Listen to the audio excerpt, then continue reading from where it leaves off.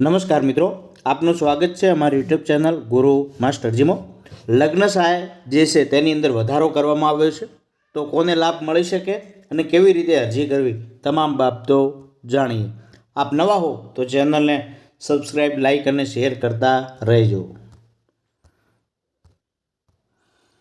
આ યોજના હેઠળ દિવ્યાંગથી દિવ્યાંગ વ્યક્તિ એકબીજા સાથે લગ્ન કરે ત્યારે યુગલ દીઠ ₹75,000 પ્લસ 75,000 મળી કુલ ₹1,50,000 સહાય મળવાપાત્ર થાય છે। દિવ્યાંગથી સામાન્ય વ્યક્તિ એકબીજા સાથે લગ્ન કરે તેવા કિસ્સામાં તે વ્યક્તિને ₹75,000ની સહાય આપવામાં આવે છે। ત્યારબાદ જોઈએ, કન્યાના લગ્નની ઉંમર 18 વર્ષથી વધુ અને છોકરાની ઉંમર 21 વર્ષથી વધુ હોવી જોઈએ। આ યોજનાનો લાભ ફક્ત એક જ વખત મળશે। આ યોજનાના લગ્ન થયાની તારીખથી 2 વર્ષની સમયમર્યાદામાં અરજી કરવાની રહેશે। 2 અલગ અલગ જિલ્લામાં રહેતા દિવ્યાંગ વ્યક્તિના લગ્નના કિસ્સામાં દિવ્યાંગ લગ્ન સહાય યોજનાનો લાભ મેળવવા માટેની અરજી દંપતીએ લગ્ન બાદના દિવ્યાંગ દંપતીના કાયમી વસવાટના જિલ્લામાં કરવાની રહેશે।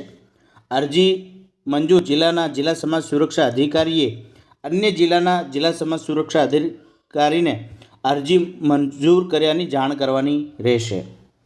દિવ્યાંગ અરજદાર અન્ય રાજ્યમાંથી દિવ્યાંગ સ્ત્રી સાથે લગ્ન કરે તેવા કિસ્સામાં બંને દિવ્યાંગ પતિ પત્નીને આ યોજનાનો લાભ નિયત પુરાવા રજૂ કર્યાથી મળવાપાત્ર રહેશે। દિવ્યાંગ અરજદાર અન્ય રાજ્યમાંથી દિવ્યાંગ સ્ત્રી જોડે લગ્ન કરે તેવા કિસ્સામાં અરજદાર સ્ત્રી પાસેથી જિલ્લા સમાજ સુરક્ષા અધિકારીએ સ્ત્રી લાભાર્થી તેના રાજ્યમાંથી દિવ્યાંગ લગ્ન સહાય મેળવેલ નથી તે અંગેની બાંહેધરી મેળવી લેવાની રહેશે।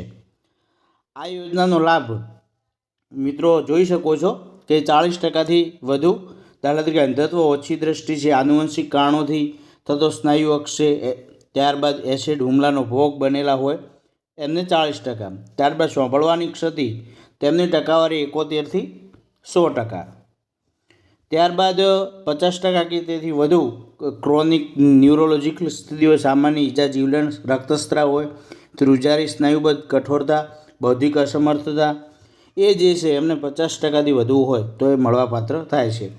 આ ફોર્મ છે તમે ઈ સમાજ કલ્યાણ પોર્ટલ ઉપર જાતે પણ ભરી શકો છો અથવા નજીકના ઈ ગ્રામ કેન્દ્ર ખાતે પણ મિત્ર તમને ફોર્મ ભરી શકો છો।